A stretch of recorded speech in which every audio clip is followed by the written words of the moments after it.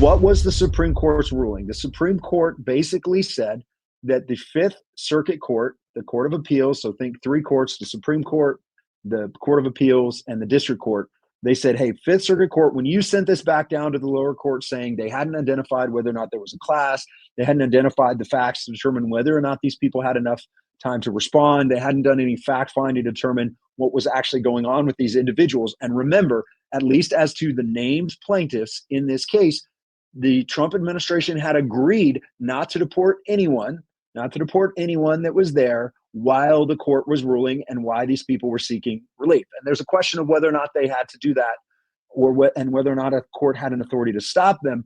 But they did. They agreed to abide by what the district court was doing. So there wasn't an emergency here. And that's essentially what the Fifth Circuit, the Court of Appeals, said.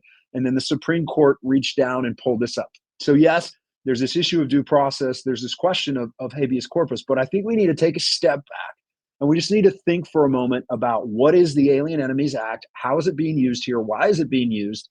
And who has the authority to use it? So listen, I'm an attorney. I spend a lot of my time working constitutional law, religious freedom, and other issues. I don't want to see habeas corpus suspended in our country.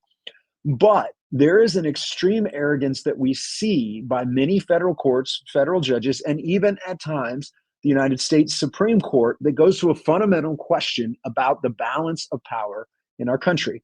And I'll submit to you, when we're talking about issues like this, we face a real danger of tyranny from the United States Supreme Court. We face a danger that 9 unelected individuals will determine the course of our nation.